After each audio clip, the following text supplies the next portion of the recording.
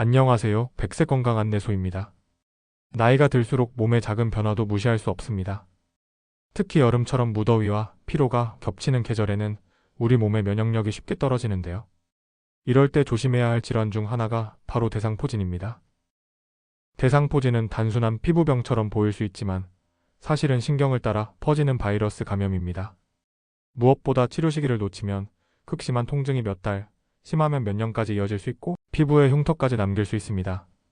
오늘은 대상포진이 어떤 병인지, 어떤 증상으로 시작되는지, 그리고 왜 조기 치료가 중요한지 말씀드리겠습니다. 대상포진은 수두 대상포진 바이러스 때문에 발생합니다. 어렸을 때 수두를 앓으면 그 바이러스가 몸에서 완전히 사라지는 게 아니라 신경 속에 숨어 평생을 함께하게 됩니다.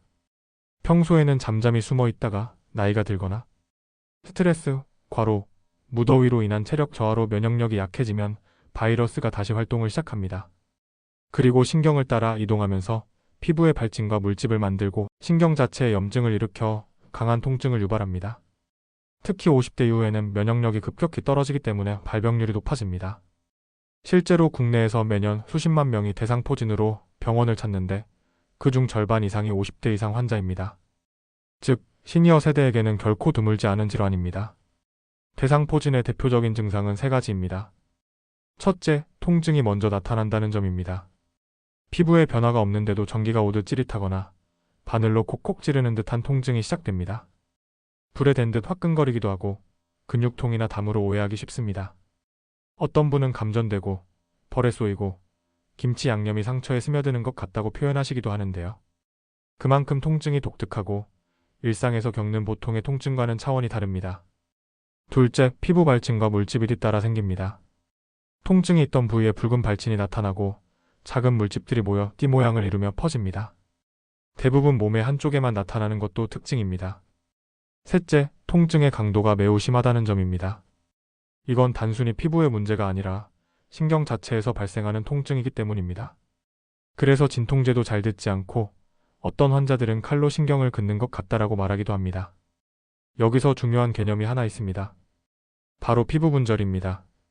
우리 몸에는 척수에서 뻗어나온 신경이 일정 구역의 피부를 담당하고 있는데 이를 피부 분절이라고 합니다.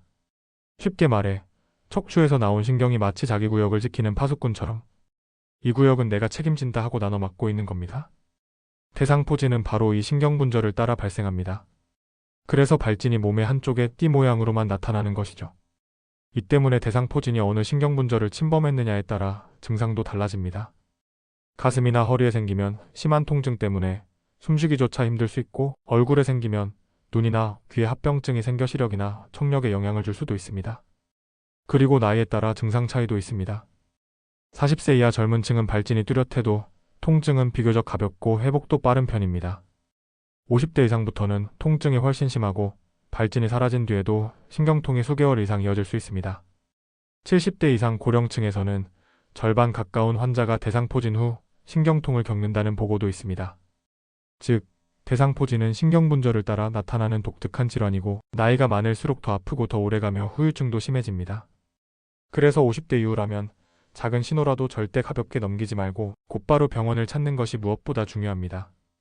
대상포진은 시간이 지나면 저절로 낫는다고 생각하기 쉽지만 사실은 그렇지 않습니다. 무엇보다 중요한 건 치료식입니다.